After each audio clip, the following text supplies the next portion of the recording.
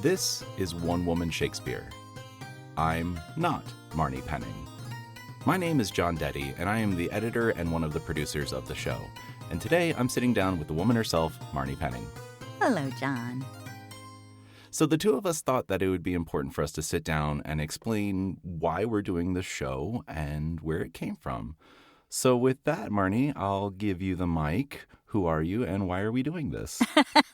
My name is Marni Penning, and I'm a Shakespearean actress. I've done now so many productions of Shakespeare, and because I'm known as an audiobook narrator, as the maven of a million voices, as Stephen J. Cohen called me, I was doing audiobooks and I was like, how can I get back to Shakespeare? And then all of a sudden I was like, well, why don't I just do the plays? Because I always say this is so much fun. I get to act every day in my booth and I get to play all the parts, just like Bottom in A Midsummer Night's Dream. So why not do the plays where I play all the parts? And that's where it came from.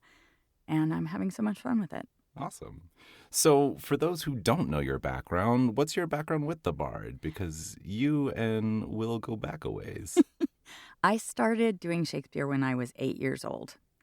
I had a fourth grade teacher whose name was Mrs. Louise Fishbein, rest her soul. And I got to tell her before she passed that she changed my life because she decided to do Julius Caesar with a fourth grade class. And I live in the D.C. area, so the Folger Shakespeare Library has an elementary school festival, Shakespeare Festival each year, where elementary schools from around the area come and perform scenes from Shakespeare. And so our class performed scenes from Julius Caesar. And I had already decided when I was like 6 or even earlier that I wanted to be an actor. And because I'm like so dramatic.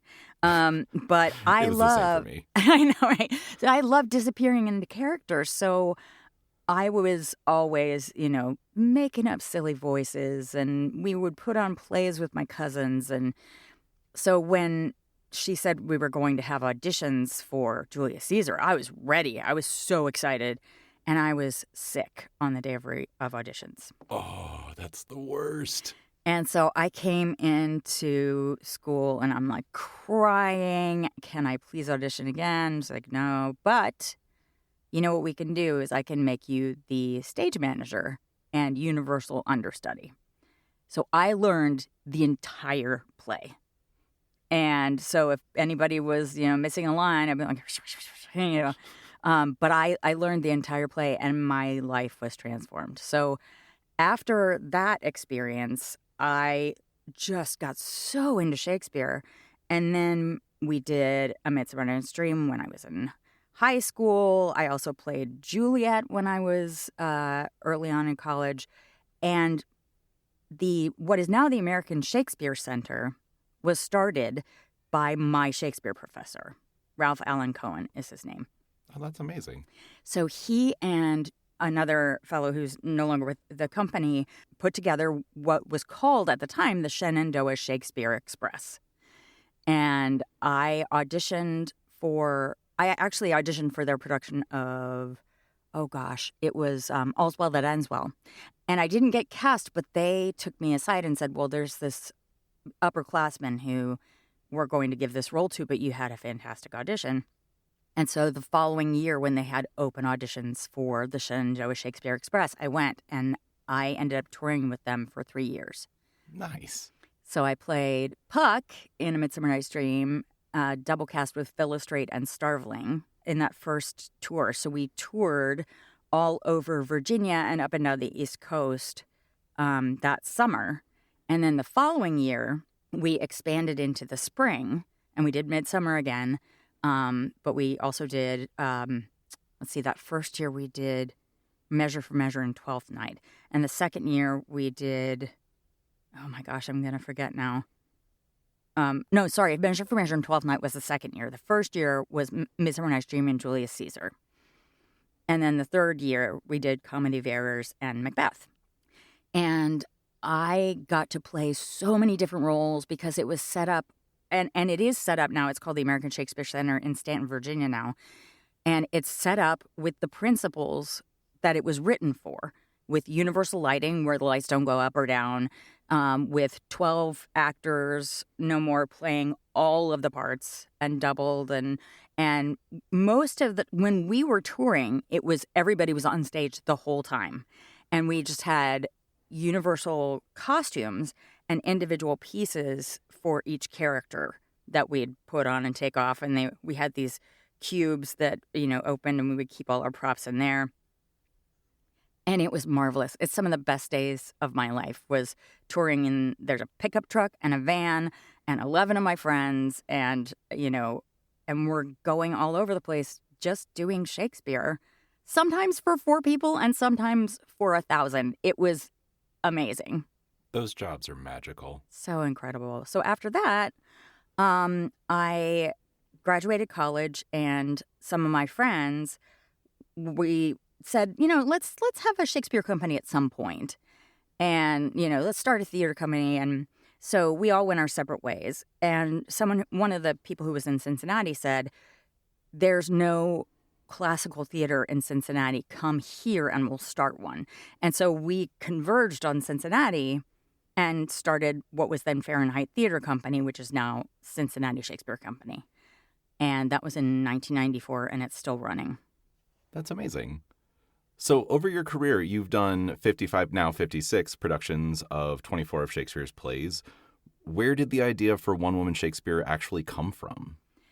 When I was doing Shakespeare all the time, and when I was part of Cincinnati Shakespeare Company, and when I was at Shenandoah Shakespeare Express, I was like, I want to do all of the main roles in Shakespeare by the time I'm 40. And I got pretty far. But I actually ended up getting off stage for 5 years to start a family. So it's like my husband was having a day job and I had a night job. And so it's hard to kind of make a baby if you're not in the same room together. So it was like, 1 year to get pregnant, 1 year to be pregnant, and then 3 years to stay home with my kiddo so that they wouldn't think that I wasn't coming back. Sure. And then from their age 3 to 6, I went back into theater and did theater 6 nights a week, missing bedtime 6 nights a week. That's a demanding schedule with a little one. Barely saw my kid. So I was like, you know what? I am getting off of the stage and moving into audiobooks. And that's been so wonderful for me because I'm downstairs. If my family needs me, I can go upstairs at any time. But I also get to do all this acting, and I'm in charge of my schedule, and I can go on vacation when I need to. The day I realized I didn't have to work on weekends, my jaw dropped. I was like, that is one of the glorious parts of this field. Wait a minute. I was like, it just hadn't occurred to me that people didn't work on weekends because being an actor my whole life, that's when theater happens. Yeah. The actor weekend is Monday, Tuesday. Exactly. And Tuesday if you're lucky. Yeah, right. But so you asked where One Woman Shakespeare came from. Yeah. So I wanted to have because I have this whole background in Shakespeare, especially with the American Shakespeare Center, and I have done all these plays. To me, Shakespeare is as easy as breathing. And I've done so much educational Shakespeare, so many workshops for English teachers. And now that I have a kiddo in school and I have ADHD, so audio for me is the way that I consume books. I realized that there weren't many free, accessible audio versions of Shakespeare out there. And so I did this as a love letter to all the English teachers who are trying to teach this. And Shakespeare was never meant to be read. It was meant to be heard. Exactly. So nobody sat down with Shakespeare's plays until 7 years after he died. Nobody had them. Yeah, the actors didn't even get a full script. Exactly. That's their roles. They had their roles. So I wanted this to be an audio resource for secondary educators who are teaching Shakespeare to middle school, high school, college-age students, or for people who just love Shakespeare and want to hear the words.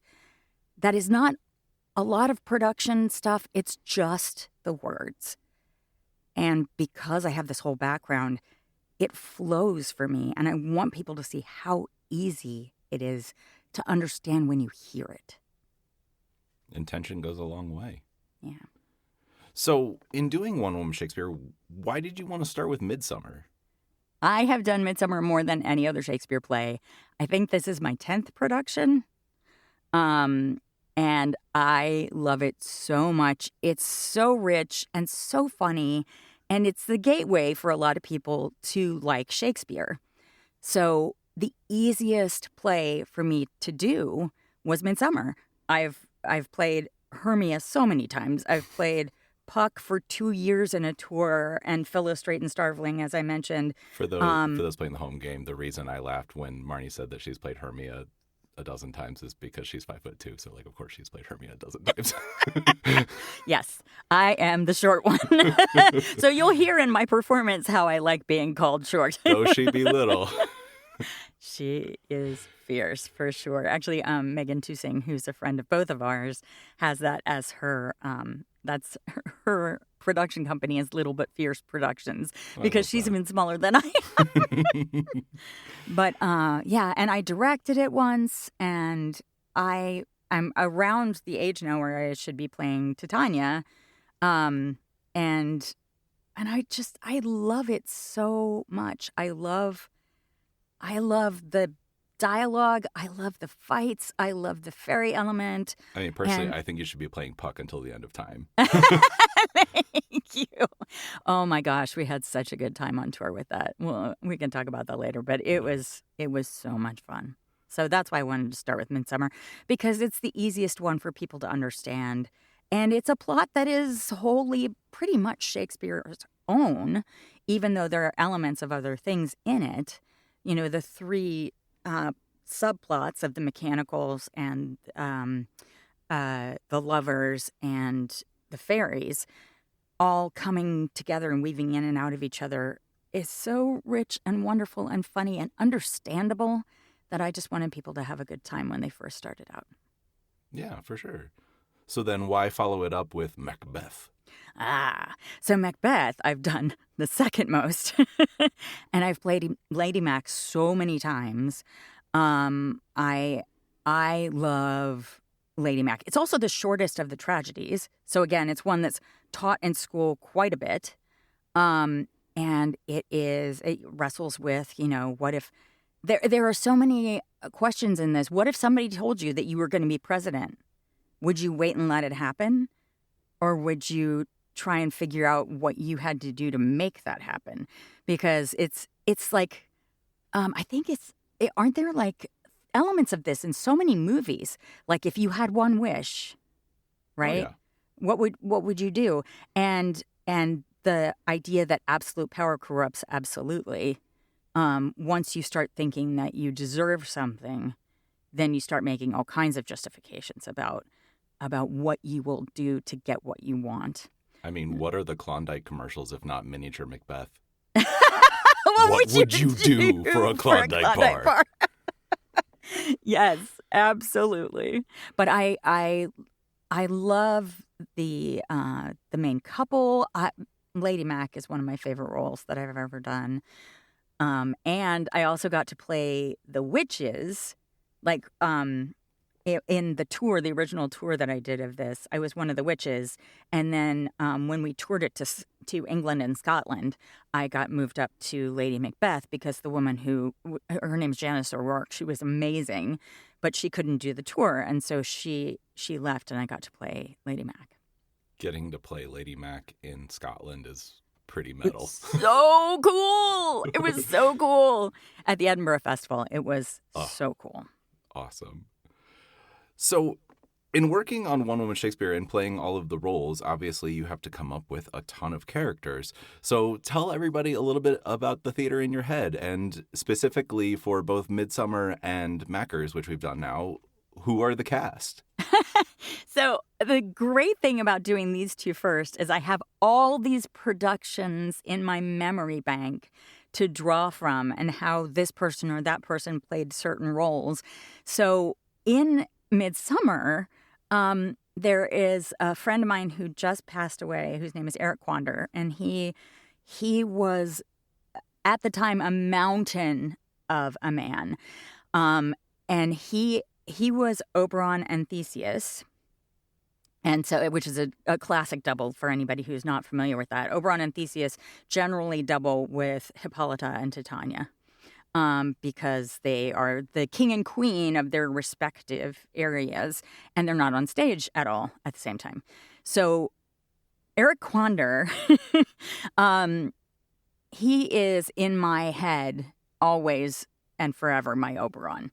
And he was such a funny dude. And like as Puck, I would like run and jump on his back. He's like 6 feet tall, like 300 pounds. And like we had this convention that whenever we were invisible, we would put sunglasses on. Oh, that's a fun way to do it. And so like when I appeared again, the sunglasses would go on top of my head, and I could freeze time by snapping my fingers. So whenever Puck came into the mechanicals, Puck would say, like, like freeze time, and then wander around and go, "What hempen homespuns have we swaggering here?"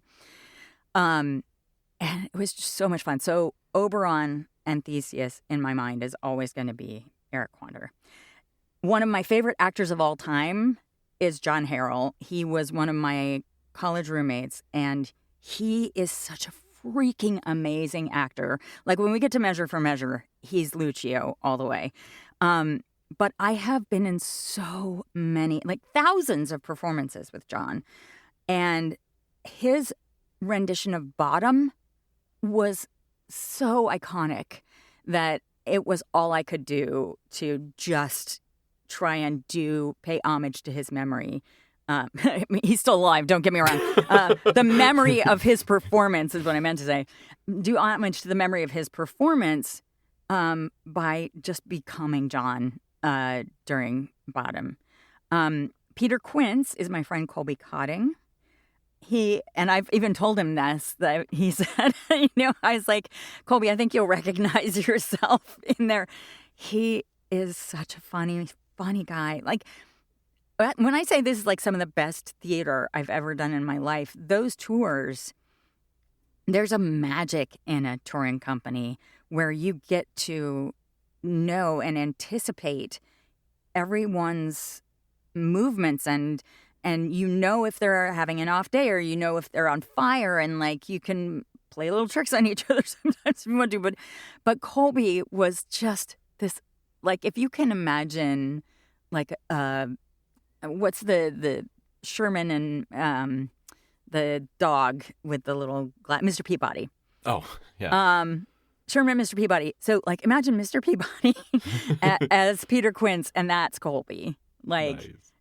He was so earnest and so frustrated with everyone that it was brilliant. I mean, Peter Quince gives Big Charlie in The Nightman Cometh energy of, like, if you know the reference, like, he's just trying to put on a show. Just trying to put on a show. Come on, people. There are so many people who played Francis Flute, the bellows mender, but my friend Eric Sinisbet, who is actually an audiobook editor now, he was fantastic. But the one that I really channeled for this is my friend Steve Barney, who I went to high school with and college with. And he passed away at age 50, unfortunately, from cancer. But he talked like this. Steve had the bassest bass voice. And when he played flute, it was like, "Oh, Pyramus, my lover dear, like this be dear lady." Like, it was the funniest dang thing, because then, like, "Oh, should I speak now?" Like, and then all of a sudden, it's like, "Hey, let me play a woman. I have a beard coming." It was so funny. So rest in peace, Steve. Your acting forever changed me. There are so many other people. Like, I could seriously go on and on and on. Let's hit the rest of the main players. So, okay. Lysander. Oh, okay. So Demetrius. the lovers, Lysander and Demetrius, again, so many people that I could name, but the one that really sticks in my mind is David Angle, who is a professional clown. Like literally, he goes around the world, I think, and performs for audiences of hundreds as a professional clown. And so our fight in Act 3 was the most epic comedic fight ever. And like I grabbed his shin and at one point, or his calf at one point, and like went ah, and like bit my teeth into it.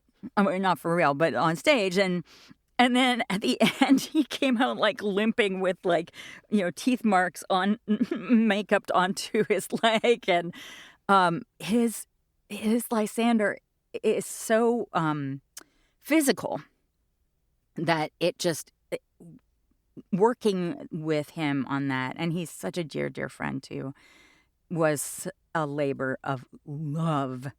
And then for Demetrius, again, lots of people, but Steve Cardamone, who was in the original Shenandoah Shakespeare Express with me. He's this guy he's from Malvern, Pennsylvania, and he's like from Jersey. I don't think that I actually used his voice in Midsummer. I'd have to go back and listen again because I've done a lot of books since we did this. It's true. But just the intention of Steve. Yeah. And when we get to Caesar too, he was a fantastic Brutus, and the guy who played flute, Steve Barney, I was mentioning, was Cassius, and they were just fantastic. Nice. Let's see. Well, what about let's move on to Mackers. Who's your cast for Mackers? Oh my God, so many people.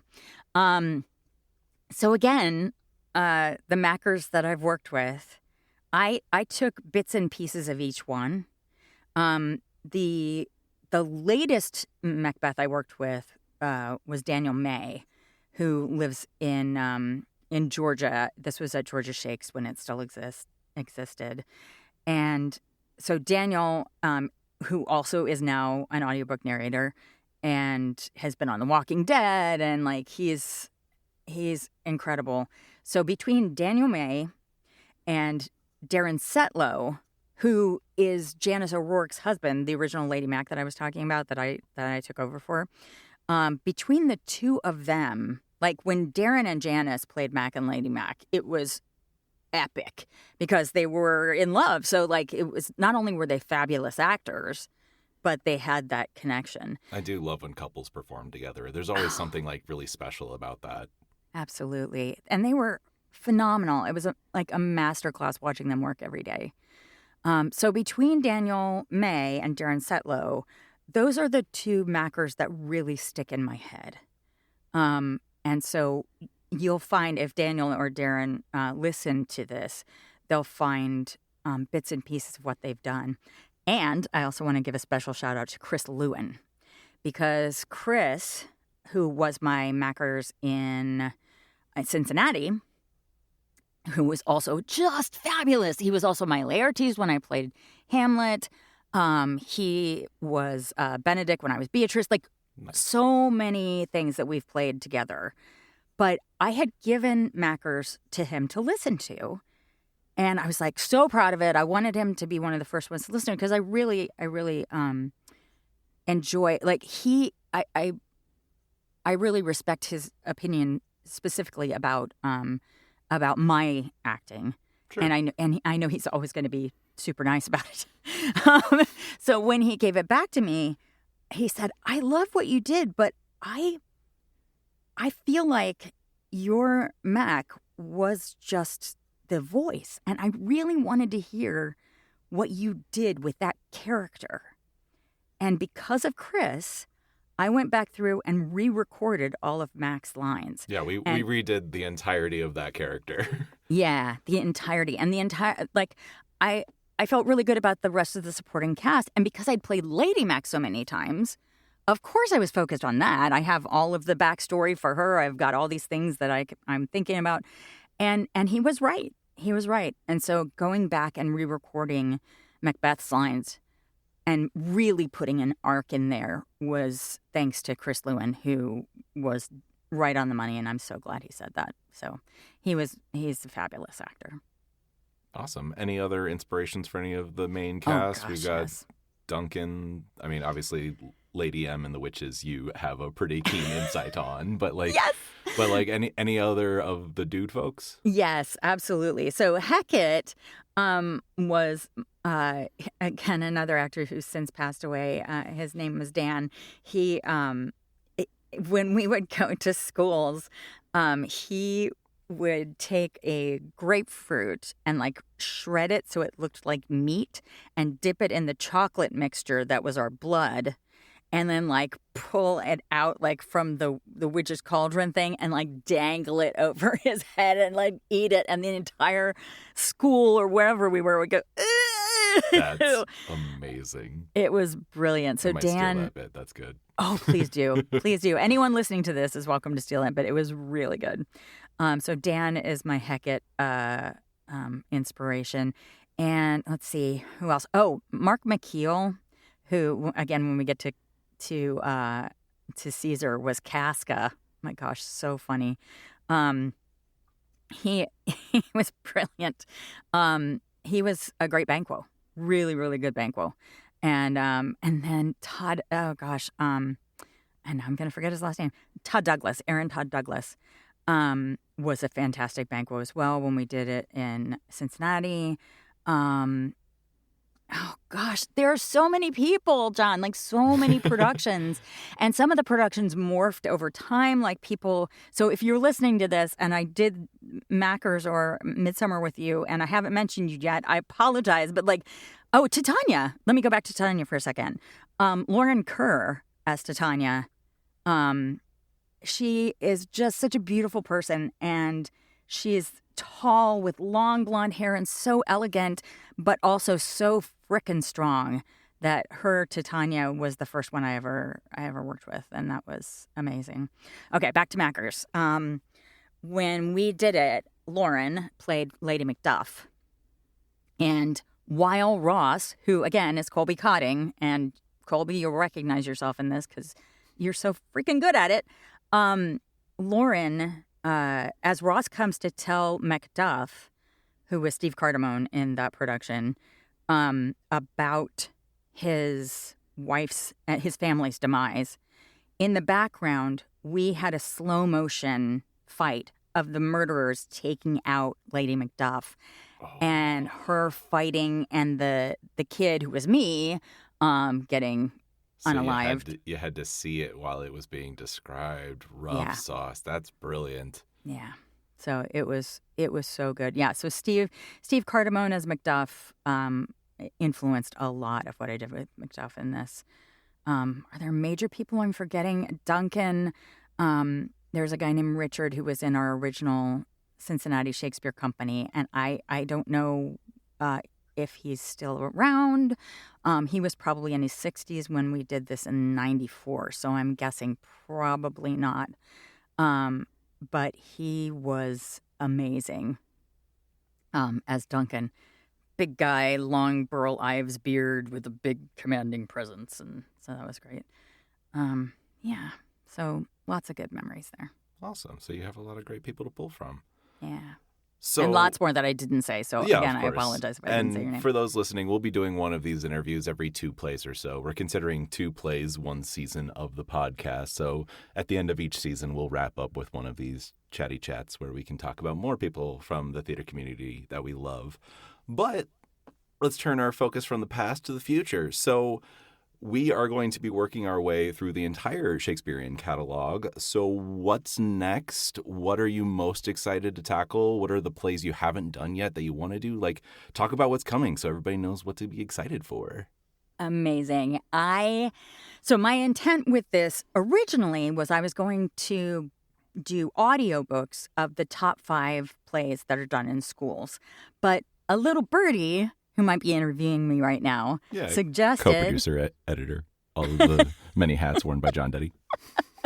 Suggested that we do it as a podcast. And I was like, I don't know. And then we have to wait, each week for putting up stuff. And then I was like, No, you know what? You're right.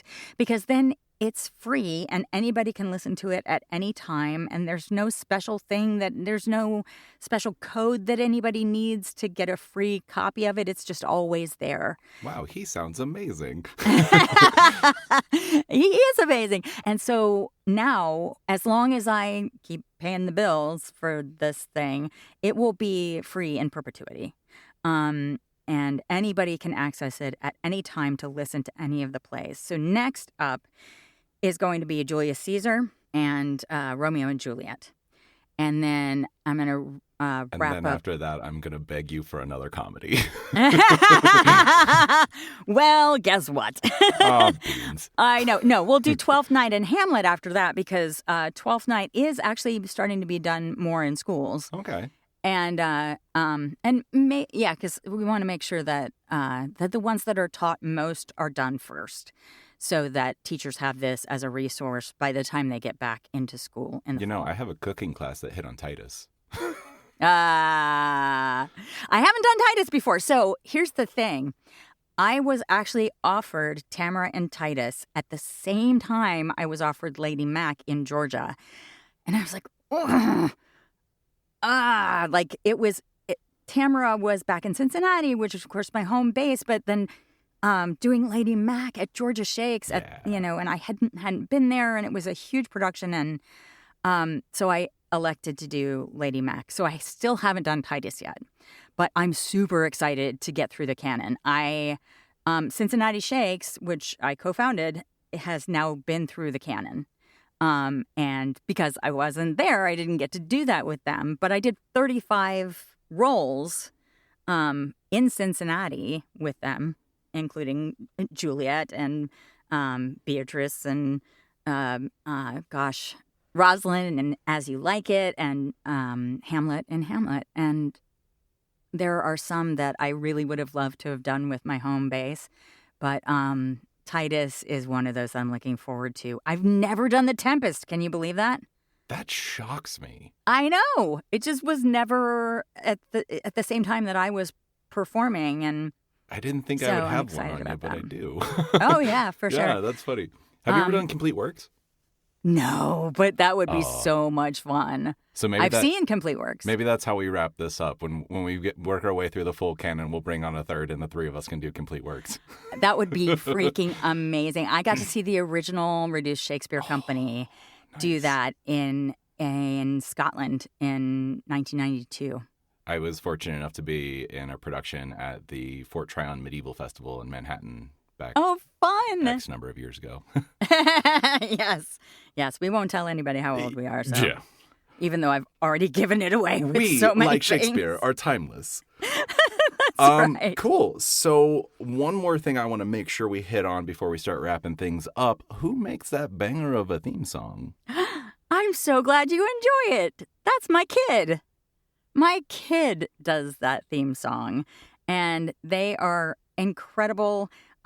They go by SZG, and that's S as in Sam, Z as in zebra, G as in garden, SZG, and you can find them wherever you get your audio. They have stuff on Spotify and on YouTube and TikTok. They have tons of albums on all of the streamers, and they also have an animated series featuring two people on this podcast. That is true. They do animation as Empty Room OSC, and they also do original music for that as well. But they write and produce and voice act in all of that. Their biggest animated show is Google's Diplomatic Show, or GDS. So if you look for Empty Room OSC and GDS, you'll find the two of us on those episodes, and it is so much fun. Yeah, who all do you voice in GDS?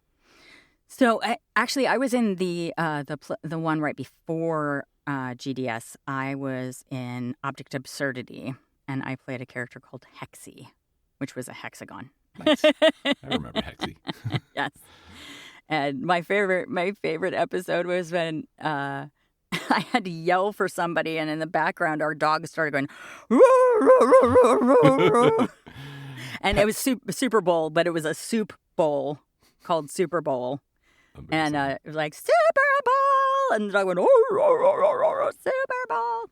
So much fun. Pets and audio recording are always an interesting mix. You can find a way to work it in, right? Yeah, right. Cool. All right. So wrapping things up, where can people find you online? I am the Lady Hamlet across all my socials, except on Facebook, where I am at Marni Watch, MarniWatch. I already used the Lady Hamlet for my personal page, so I needed something for my professional page. And then theladyhamlet.com is my website, which also links to panikedactor.com, which is about my book that I wrote, and onewomanshakespeare.com, which is the home for this podcast. And John, where can people find you? Well, if anybody's looking for me, you can find me at DettyStudios.com. That's D as in David, E-T-T-Y, studios.com. And then all of the socials, it's actor John Detty. Same spelling. That's awesome. There is one thing I wanted to mention, though. Yeah. That if people are trying to get off of the Zon and Audible as much as possible because a certain billionaire doesn't need any more of our dollars in his pocket, you can go to Libro.fm. And if you've never heard of Libro, it is an audiobook purchasing site where every membership, every portion of every membership, it is an audiobook membership site similar to Audible, but every single purchase, a portion of the proceeds goes to support local bookstores. So, for instance, if you have a bookstore that's near you and you would like to dedicate your purchases towards them, you can sign up. As you sign up with Libro FM, they will ask you which local bookstore do you want to support. And you put that in. Or if there's a bookstore that you like that you visited when you were on vacation, you can send your portion of the proceeds to them. What's cool about this is that I'm an affiliate. And if you use my link, when you sign up, you can get 3 audiobooks for the price of 1 when you start a new membership as a special offer from Libro FM. And the link for that is bit.ly/Marni Books, MarniBooks. And it works either capitals or like capital M, capital B, or all lowercase. And that will get you 3 audiobooks for $14.99, which is the first, the 1 credit per month subscription. And they're just an awesome place to get your books from. Also, they will play you the sample that the actual producer or author or narrator picked for each audiobook, as opposed to Audible, which plays the first 5 minutes of the book, which isn't always a very good representation of the book itself. To be clear, we are not sponsored by Libro. However, we would love to be. So if anybody from Libro is listening, give us a call. Yes, please. That would be wonderful. Libro.fm. All right. So with that, that is the end of season 1 of One Woman Shakespeare. We will be returning soon with season 2, starting out with Julius Caesar. So please stay tuned and we will see you next season. Thank you all so much for listening. This is a dream project for me, and I'm so excited to continue the canon. Bye. Bye.